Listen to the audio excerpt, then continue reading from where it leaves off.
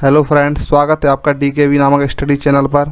और आज हम सॉल्व करेंगे केंद्रीय मंत्रिमंडल या केंद्रीय मंत्री परिषद से संबंधित कुछ महत्वपूर्ण प्रश्न। और अगर अभी तक आपने हमारे इस चैनल को सब्सक्राइब नहीं किया है तो सर्वप्रथम इसे सब्सक्राइब कर लें। तो चलिए बिना किसी देरी के शुरू करते हैं। ये रहा हमारा पहला प्रश्न। भारत के प्रधानमंत्री के विषय में निम्न कथनों में से कौन सही है? ये रहे ऑप्शन।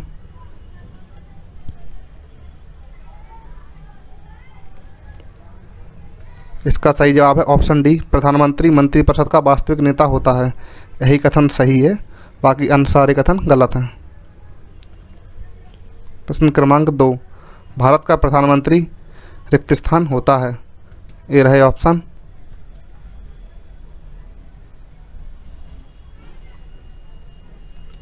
और इसका सही जवाब है वो है ऑप्शन डी, नियुक्त। संविधान के अनुच्छेद 75(1) के अनुसार भारत के राष्ट्रपति प्रधानमंत्री की नियुक्ति करते हैं। बढ़ते हैं हमारे अगले प्रश्न की ओर। हमारा अगला प्रश्न है, भारत का प्रधानमंत्री मुख्य है। ये रहे ऑप्शन।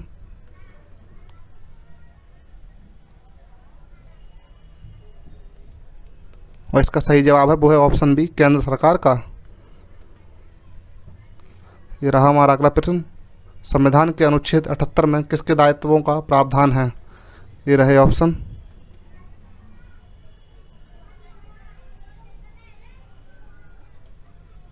और इसका सही जवाब है वो है ऑप्शन सी, भारतीय संविधान के अनुच्छेद 78 के अनुसार प्रधानमंत्री का कर्तव्य होगा कि वह राष्ट्रपति को सलाह दे। बढ़ते हैं हमारे अगले प्रश्न की ओर। कैबिनेट से तात्पर्य है। ये रहे हमारे ऑप्शन।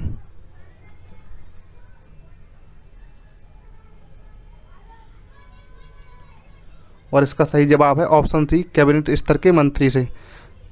बढ़ते हैं हमारे अगले प्रश्न की ओर। प्रश्न क्रमांक 6, संविधान में मंत्रिमंडल शब्द का एक ही बार प्रयोग हुआ है और वह है। तो बताइए, संविधान में मंत्रिमंडल शब्द का प्रयोग कहाँ किया गया है? और इसका सही जवाब है वो है ऑप्शन ए, अनुच्छेद 352 के खंड 3 में संविधान में पहली बार मंत्रिमंडल शब्द का उल्लेख हुआ है। प्रश्न क्रमांक 7, संसदीय शासन प्रणाली में वास्तविक कार्यपालिका शक्ति किसके पास होती है? ये रहे ऑप्शन।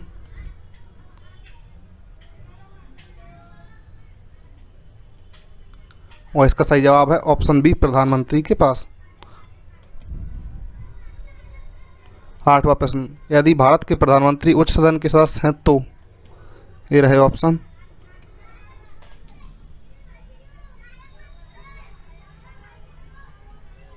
और इसका सही जवाब है वो है ऑप्शन ए, वे अविश्वास की स्थिति में अपने पक्ष में वोट नहीं दे सकते। इसका कारण यह है कि उच्च सदन में कभी भी अविश्वास प्रस्ताव नहीं लाया जाता। अविश्वास प्रस्ताव हमेशा लोकसभा में ही लाया जाता है। वह यदि प्रधानमंत्री राज्यसभा के सदस्य हैं तो वह लोकसभा में मत नहीं दे सकते और अविश्वास की स्थिति में वह अपने पक्ष में भी वोटिंग नहीं कर सकते। बढ़ते हमारे अगले प्रश्न की ओर। भारतीय संविधान के निम्नलिखित प्रावधानों में से कौन सा प्रावधान मंत्रिपरिषद की नियुक्ति तथा पदच्युति को विवेचित करता है? ये रहे ऑप्शन।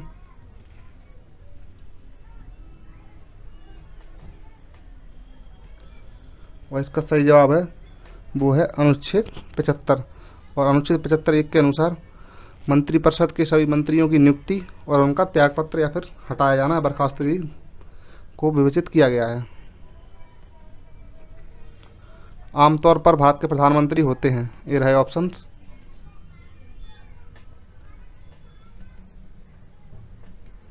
और इसका सही जवाब है वो है सी, लोकसभा के सदस्य। बढ़ते हैं अगले प्रश्न की ओर। भारत का प्रधानमंत्री बनने के लिए न्यूनतम आयु कितनी होनी चाहिए? ये रहे ऑप्शन।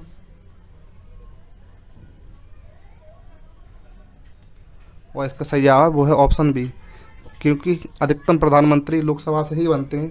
तो लोकसभा सदस्य बनने के लिए 25 वर्ष की आयु होना आवश्यक है। तो प्रधानमंत्री बनने के लिए भी वही आयु लगती है।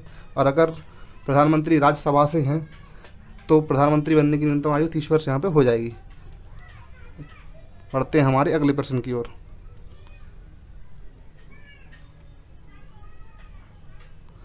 जो व्यक्ति संसद का सदस्य नहीं है केंद्रीय मंत्री रह सकता है। ये रहे ऑप्शन।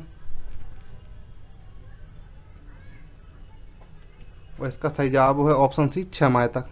कोई व्यक्ति बिना संसद का सदस्य रहे 6 माह तक केंद्रीय मंत्री रह सकता है, परंतु 6 माह के अंदर उसे किसी न किसी सदन की सदस्यता लानी ही होगी। बढ़ते हैं अगले प्रश्न की ओर। भारत का प्रधानमंत्री किसकी प्रति जवाबदेह है? ये रहे ऑप्शंस।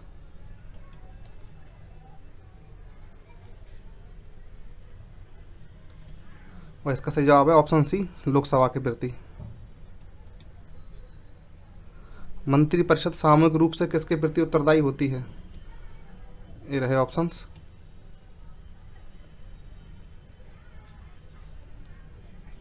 और इसका सही जवाब है ऑप्शन डी, लोकसभा के प्रति। भारतीय राजनीतिक व्यवस्था में कार्यपालिका किसके अधीन रहकर कार्य करती है? ये रहे ऑप्शंस।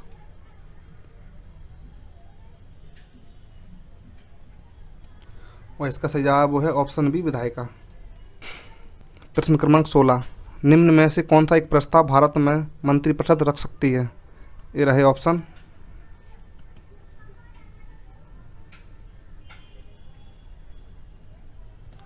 और इसका सही जवाब है वो है ऑप्शन डी, विश्वास प्रस्ताव।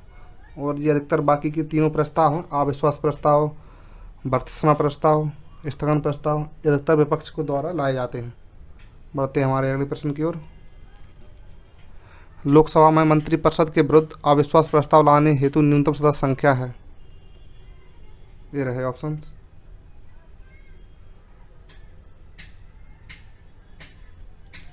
और इसका सही जवाब है वो है ऑप्शन सी, 50। प्रश्न क्रमांक 18। स्वतंत्र भारत के प्रथम वित्त मंत्री थे? ये रहा है ऑप्शन।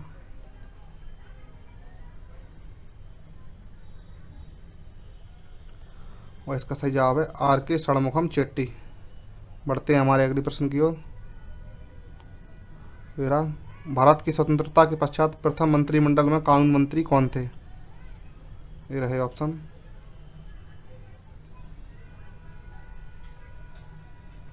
और इसका सही जवाब है option D, doctor Bhimrao Ambedkar. ये रहा हमारा 20वां प्रश्न। भारत के किस प्रधानमंत्री की मृत्यु देश से बाहर हुई थी? ये रहे ऑप्शन।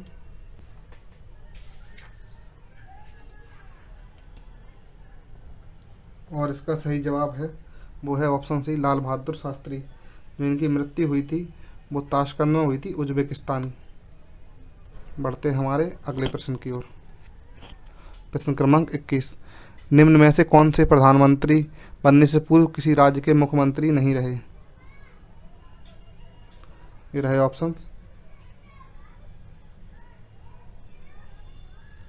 और इसका सही जवाब है वो है ऑप्शन डी, चंद्रशेखर। चंद्रशेखर प्रधानमंत्री से बनने से पूर्व कहीं भी किसी भी राज्य के मुख्यमंत्री नहीं रहे हैं। बढ़ते हैं हमारे अगले प्रश्न की ओर।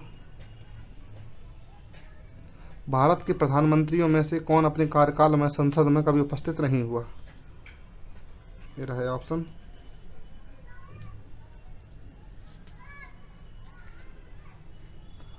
और इसका सही जवाब है वो है ऑप्शन डी, चौधरी चरण सिंह। जो चौधरी चरण सिंह थे उन्होंने कभी भी संसद का सामना नहीं किया। किस प्रधानमंत्री द्वारा एलपीजी मॉडल की घोषणा की गई? ये रहे ऑप्शंस।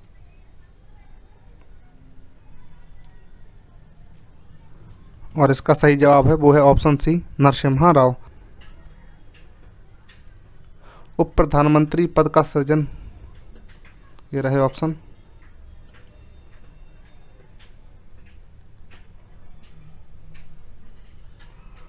और इसका सही जवाब है संविधान के प्रावधानों से हटकर। केंद्र सरकार में उच्चतम नागरिक सेवा अधिकारी कौन है? ये रहे ऑप्शन।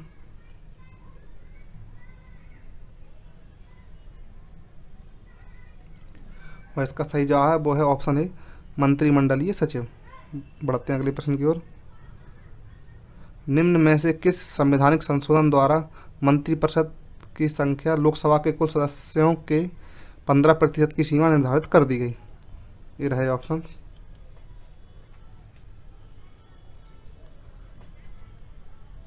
और इसका सही जवाब है वो है ऑप्शन बी 91वां। 91वां संविधान संशोधन 2003 के द्वारा भारतीय संविधान के अनुच्छेद 75(1) का जोड़ा गया, जिसके तहत लोकसभा के कुल सदस्यों की संख्या की 15% से अधिक सदस्य मंत्री नहीं बन सकते और 12 से कम, जिनकी संख्या 12 से कम नहीं होगी। बढ़ते हैं अगले प्रश्न की ओर। निम्न में से कौन सा आधिकारिक दस्तावेज भारत से संबंधित है? ये रहे ऑप्शंस।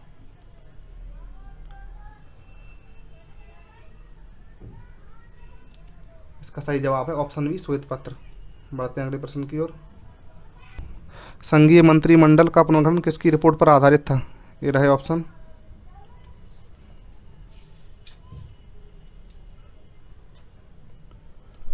और इसका सही जवाब है एन गोपाल स्वामी अयंगर। एन गोपाल स्वामी अयंगर ने सन 1949 में एक रिपोर्ट प्रस्तुत की थी, जिसके तहत संघीय मंत्रिमंडल का पुनर्गठन किया गया था। क्वेश्चन नंबर 29, राष्ट्रीय सुरक्षा समिति का प्रधान कौन होता है? ये रहे ऑप्शंस।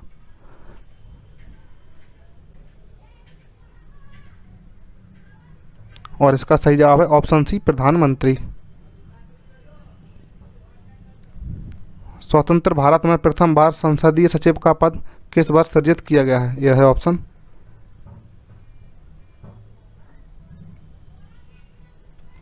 और इसका सही जवाब है ऑप्शन ए 1951 में।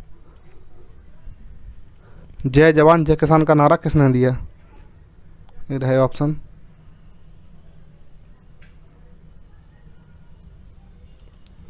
और इसका सही जवाब है ऑप्शन सी लाल बहादुर शास्त्री जी ने। वैज्ञानिक और औद्योगिक अनुसंधान परिषद का अध्यक्ष कौन होता है? ये रहे ऑप्शन।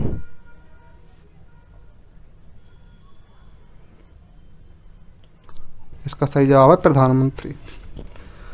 और आज का हमारा ये सेशन यहीं समाप्त होता है। अगर आपको ये वीडियो अच्छी लगी हो तो लाइक करें, शेयर करें और हमारे चैनल को सब्सक्राइब करें। धन्यवाद।